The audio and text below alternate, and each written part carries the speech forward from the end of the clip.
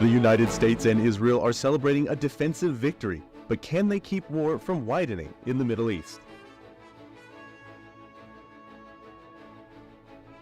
Trump is back in court for what he calls an assault on America. A shooter killed 11 last night at a neighborhood party, including 4 children.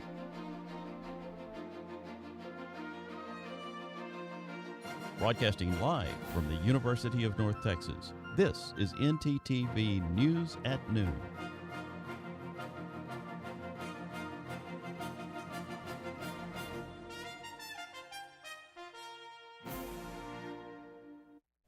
Good afternoon. Thank you for joining ntTV News at Noon. I'm Chris Cordova. And I'm Julia Ham. A regional conflict is brewing in the Middle East following Iran's large-scale attack on Israel on Saturday. Iran's launched over 100 drones and missiles into Israeli territory. With the help of U.S. and U.K. fighter jets, the Israeli military was able to shoot down a majority of the missiles. The attack was in retaliation to an Israeli strike on an Iranian consulate in Syria. In a statement to the United Nations, Iran said it considers the matter concluded, but threatened a larger response the next time Israel attacks Iranian territory. They also warned the U.S. not to interfere in its conflict with Israel. An Israeli spokesperson says the government is still deciding exactly how to respond. The tyrants of Tehran orchestrated the October the 7th massacre on my people, as well as the drone attack on Saturday night. Let me just lay that out for you. We had 170 suicide drones, 120 ballistic missiles, 30 cruise missiles aimed at my people here in Israel. That meant Israeli mums and dads, kids in and out of bomb shelters most of Saturday night, miraculously, thanks to the IDF, but also thanks to the US as well. We managed to repel that. On Sunday, President Biden stated that the U.S. will be sending forces to defend Israel following this attack and will not take part in an offensive attack against Iran. National Security Council spokesperson John Kirby says the White House considers it a military success.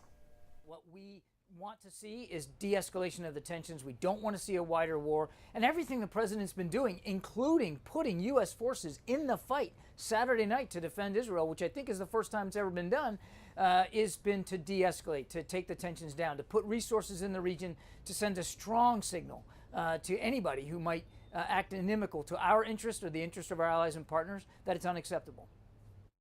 U.S. troops will stay posted in Israel as the conflict continues.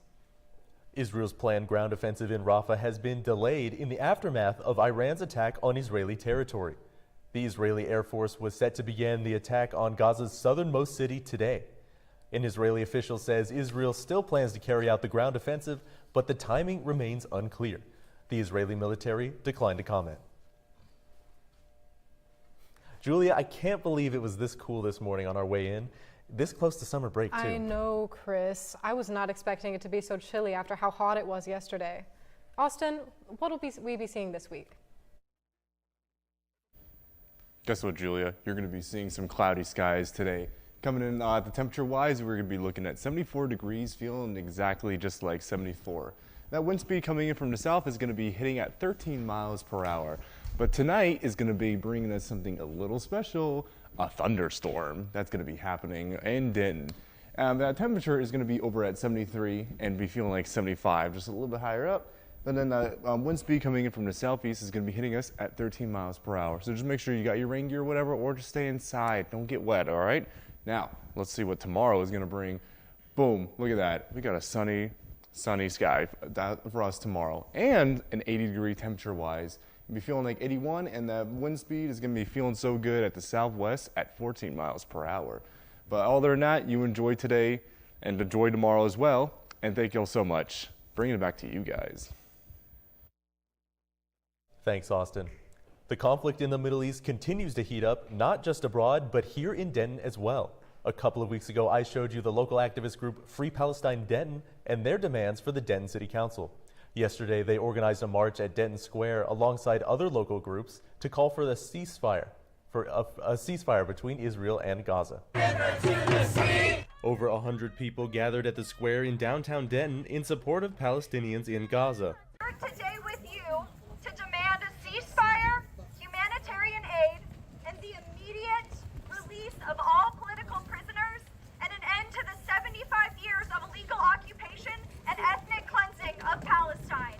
Protesters had scathing criticism for members of both the state and federal government. I'm here because for too long, the U.S. government has funded genocide overseas instead of paying for peace and security at home.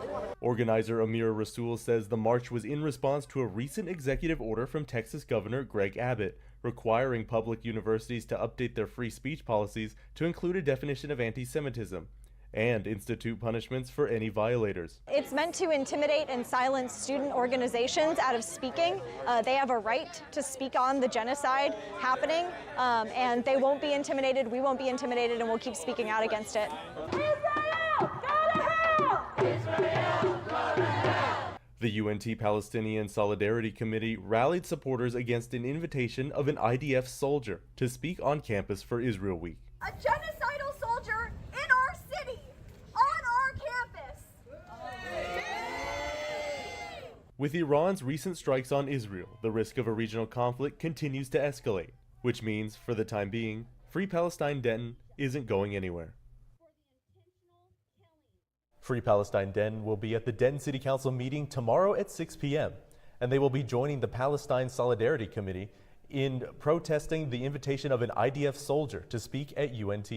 That protest will be held at the UNT Library Mall at 10:30 a.m. on Wednesday. Next, what do Donald Trump and a collapsed bridge have in common? They're both under federal investigation. After the break, Trump is facing 34 criminal charges, but he says he's proud to do it. Stay with us. 1, 2, 3. Mom, Dad, I got it.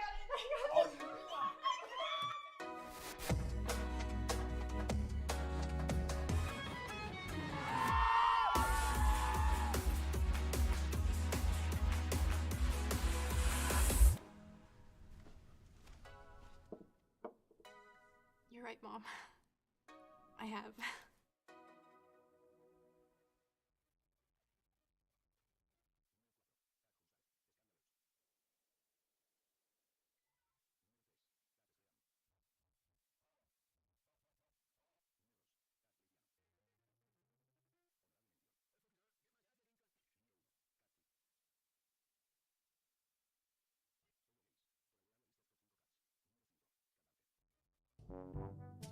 The do's and don'ts of the Pole Rec Center. See that man over there? Please do not hog weights. Instead, do this.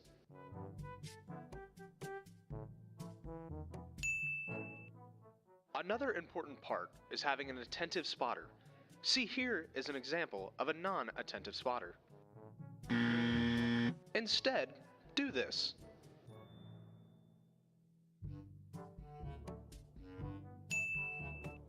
Now we head to the track, which should be pretty easy, just it's important to pay attention to the way the track goes. Remember to wipe down the equipment after you're done using it. The towels are provided by the gym, so it's pretty easy to wipe down the equipment when you are done. Thank you for using the Pole Recreation Center. A 20-minute walk? I don't want to do this right now. Don't worry, you can just use Transit. Transit? What's that? Transit is a mobile app that provides real-time tracking to connect buses, UNT shuttles, and even A trains. Simply download the app, then tap on the search bar and type where you want to go. In a matter of seconds, you get results for all available routes. And the best part of it is, it's completely free for UNT students. What are you doing? I'm downloading it right now. Download Transit today and remember, make life better without a car. Good evening, my name is Amanda Hasbell, and I'm joining you here today in the Union Parking Garage. Today we're going to be going over how to drive safely in the parking garage. Let's go see. Oh my god, this girl just got hit by a car. Let's go see what happened. Ma'am, are you okay? Did you see that lady hit me with a car? Yeah, we did. I got it all on video. Oh my god. Let's go over here and talk about how we can prevent that. Yeah, not the hospital. Well, right now we're going to ask you a couple questions on how we can drive safely in the parking lot. What are ways that we can be aware of our surroundings? Oh, we can look both ways. Jenna, also, how about putting the distractions away? Yes, just like our phones, turning our music down, and also not focusing on our passengers. Where can you get information on how to get a parking pass? Transportation.unt.edu. If you park in a garage, make sure you pay on the app or look for further instructions on how you should pay. And remember, no pass, no park. Let's all try to keep our mean green community safe. Remember, we're all in this together. Drive safe.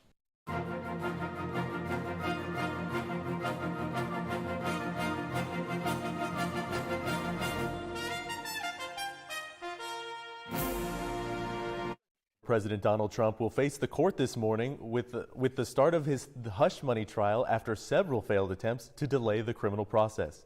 This is the first of Trump's 4 cases to go to trial. It may be the only trial that makes it to the court before the November election. Former President Donald Trump is on trial, charged with 34 counts of falsifying business records in the first degree. Under New York state law, it is a felony to falsify business records with intent to defraud and an intent to conceal another crime. That is exactly what this case is about. Trump has pleaded not guilty and denied the allegations. This is an assault on America. Nothing like this has ever happened before. Prosecutors say Trump tried to cover up hush money payments made to adult film star Stormy Daniels in order to silence her about a sexual encounter she says she had with him in 2006, which Trump denies. Prosecutors are expected to argue it was all part of a broader scheme to influence the 2016 election. Hundreds of New Yorkers will report for jury duty this morning, but picking the right jurors won't be simple. 12 men and women, plus 6 alternates, will ultimately decide Trump's fate. Jurors will answer a 42-question survey as both sides try to spot signs of bias. Both prosecutors and the defense want to know where jurors get their news. If they ever worked for the Trump Organization, they'll be asked if they support or are members of the Proud Boys and other groups. The trial is expected to include testimony from witnesses including Michael Cohen, Stormy Daniels, and former White House staffers Hope Hicks and Kellyanne Conway. In Manhattan, I'm Gloria Pasmino. The FBI is opening a criminal investigation today into the collapse of Francis Scott Key Bridge in Maryland. The FBI is working with the U.S. Coast Guard to determine if the crew that crashed the ship into the bridge failed to report an issue that delayed their departure. 6 people who were working on it when the bridge collapsed and fell into the river died. The National Transportation Safety Board has been investigating why the ship lost power. Chris, I am getting so excited for summer. We got a little taste this past weekend with those nice sunny skies. Austin, are we going to be seeing more of that fresh summer weather this week?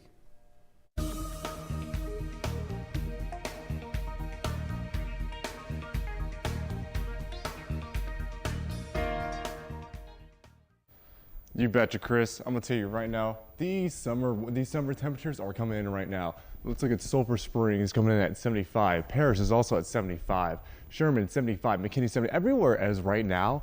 Look all around. We're in the 70s, folks. This is gonna be the cool summer weather that we are now gonna get. It's probably gonna be a little bit higher in a bit, but you know what? Enjoy this while it lasts right now. Everywhere else, our beautiful Denton County is gonna be sitting at 74 degrees as well. All over the west, 77, 74, 75. Good temperatures, do not sleep on that. But how is Texas looking? Expand that map for me. Oh, beautiful. Shreveport, 82. Houston is now back in the 80s. Houston's gonna be so hot now. Amarillo coming in at 84. El Paso is 84 as well. It's just temperatures right now are just getting higher and higher and higher. But I'm fine with that. No more cold weather. We're moving on to the cool weather. But let's take a look and see how the week is going to play out for us. Now coming in from the week, Tuesday and Wednesday, enjoy that sunny sky coming in at 86 degrees, low % chance of rain. Thursday through Saturday, we got ourselves some rain coming in. Coming in at 88 degrees, 71, 65. But on Thursday, hitting that 64% chance of rain, Saturday 81% chance of rain. You make sure you stay inside for that, or if you like the rain, that's all up to you. Sunday is going to be pretty cloudy of 64 degrees, lowest at 51, 24% chance of rain. Nothing too much on Sunday, and then Monday we are back to that sunny sky. A little cloud is going to be there, but that's fine. Over at 70 degrees, good temperature. So plan something for that day. But that is all I got today. Thank y'all so much for having me as your weatherman.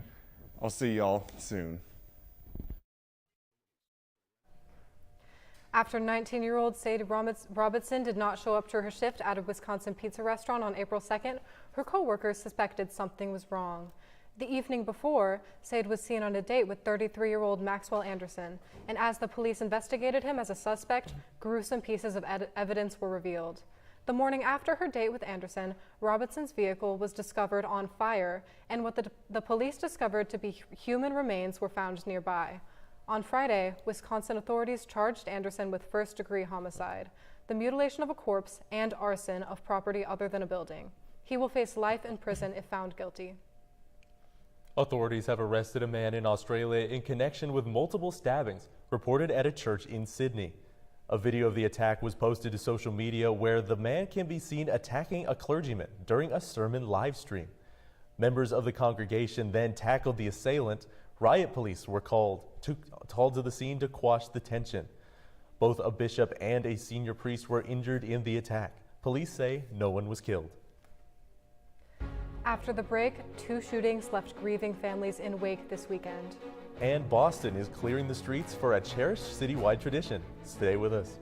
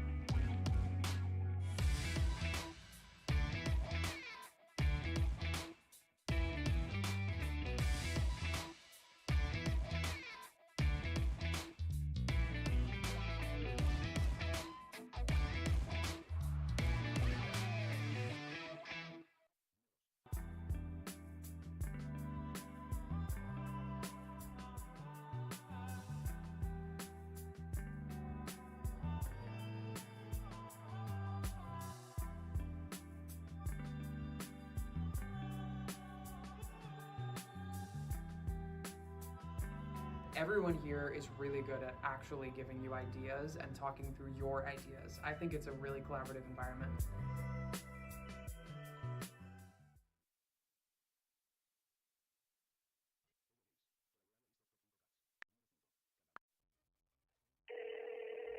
Hey Alex, this guy on the internet says he wants to give me money. That sounds suspicious. What do you mean? Typically, strangers who promise you money on the internet have their own best interest in mind. They often use bounced checks, which will disappear shortly after depositing, but not before they've asked for some money in return. So he doesn't really want to spoil me? No. Well, then what should I do? The best way to handle it is to block and report the suspicious message, or even consult local law enforcement if you've already fallen victim. So I guess we aren't going to Key West for spring break? No.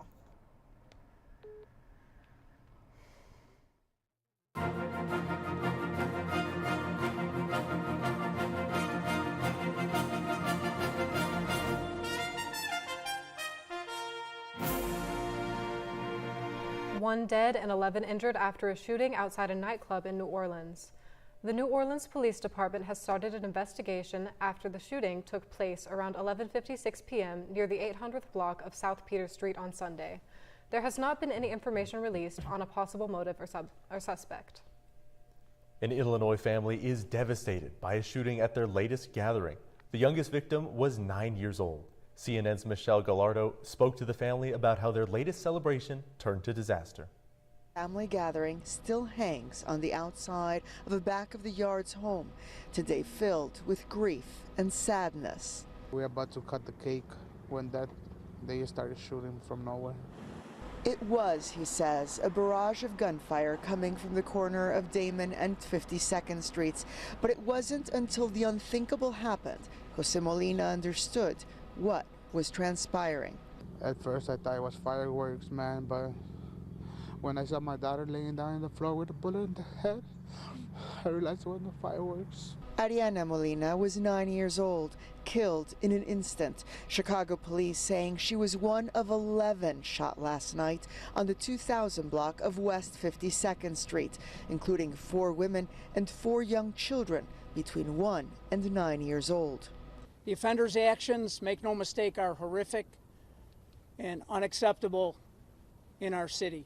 It appears all except one of the victims were family members, rushed to the hospital in critical condition, where Molina's wife, who was shot in the back, his daughter's godfather, and 2 nephews, 1 and 8-year-old boys who were shot several times in the stomach. They've been successfully operated on, he says, but his wife still doesn't know their only daughter is dead, as he himself recovers from a gunshot wound to the heel. I haven't told my wife yet because she's still in a lot of pain of her own. I don't want to give her more pain at the moment. And while police have said this was a targeted shooting that appears to be gang-related, Molina strongly refuted that today, while also condemning what he says is the neighborhood's increasing violence. 16th Ward Alderman Stephanie Coleman's office releasing a statement today that reads in part, "This tragedy has left us all heartbroken and distressed. I'm hopeful and confident that Superintendent Snelling and the Chicago Police Department will work tirelessly to apprehend the person or persons responsible for this cowardly crime." The city of Chicago will be increasing police patrols at nearby schools this week. Boston is welcoming the warm weather with one of the most difficult marathons in the world. The Boston Marathon is in its 128th year and has registered runners from 129 countries for this year's race. The 30,000 runners planning to join the race will be looking in the high 60s and some morning clouds to keep down the heat. Grand marshaling the race will be Rob Gronkowski, the tight end champ of 4 Super Bowls. Personally, I'm not much of a runner. I can't imagine running a mile, much less 26. I know, Chris. I prefer to watch sports instead of participating. Gabby, what's shaken up the sports world? Well, guys, there was a very interesting NASCAR race, to say the least. We'll be discussing that, how the Mavs ended the regular season, and how the Rangers-Astros series went right after this. Has this ever happened to you? My bike! My bike is gone! Stolen bikes are an epidemic sweeping college campuses across America. What am I supposed to do? It's quite simple. The We Mean Green Fund has partnered with the UNT Police Department to offer free bike locks to any UNT student with a bike. Just show up with your bike in tow and ask. Now I'll never lose my bike ever again. Enough worrying. Get your bike lock today.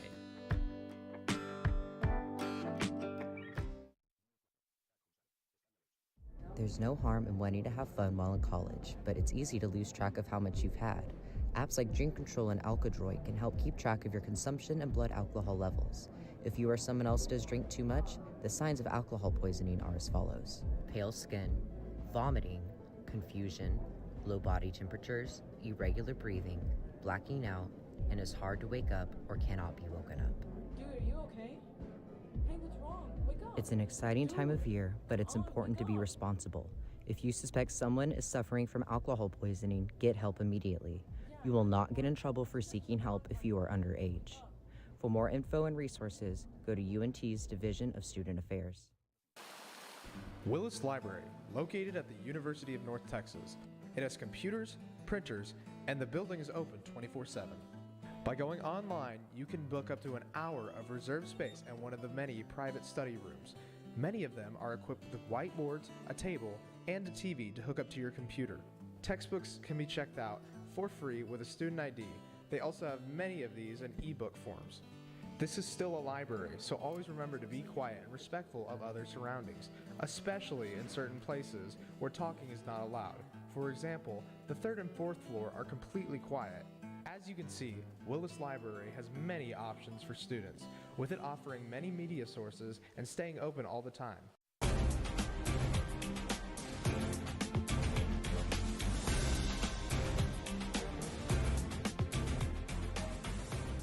NASCAR Cup Series is underway, and Texas had the privilege of hosting their 9th race at the Texas Motor Speedway yesterday. This race was meant to be a face-off between top racers Denny Hamlin and William Byron, who combined for 5 race wins, but things took an unexpected turn, literally. Hamlin, along with 7 other racers, could not handle a bump on turn 2 of the track, causing them to spin out and hit the wall just like this. After 16 cautions and the race going into overtime, Chase Elliott rose from 24th place to 1st to break his 42-race loss streak. And the Dallas Mavericks played the Oklahoma City Thunder last night in their last regular season game. This was an important matchup for OKC since they could clinch the Western Conference first seed, and that's exactly what they did. Dallas naturally sat their starters so they could rest for the playoffs, and this game gave the Thunder their time to shine. They led for the majority of the game and ended the half 82-41, and they brought that same energy to the second half. In fact, they received a standing ovation from their home crowd with 90 seconds left and won 135-86. This tied their 57-25 record with the defending champion Denver Nuggets, and since their division win record is better, the Thunder took the #1 seed. Now looking ahead for the Mavs, they're matched up against the Clippers for their very first playoff game. And finally, the Texas Rangers finished their series against the Houston Astros last night in a World Series rematch. The first game last Friday was in favor of the Rangers 12-8, with Jonah Heim hitting a big home run and getting 4 RBIs. The Astros, they got away with the win in the second game as Kyle Tucker and Jose Altuve combined for 5 RBIs, and everything came down to Sunday's game. Houston's Christian Javier pitched 7 strong innings, and combined with Altuve's home run off Nathan Eovaldi, the Rangers lost 8-5 in the game and 2-3 in the series. Tonight, Texas gears up to face the Detroit Tigers in a 4-game series. That's all I've got for sports. Back to you guys at the desk. Chris, do you like coffee?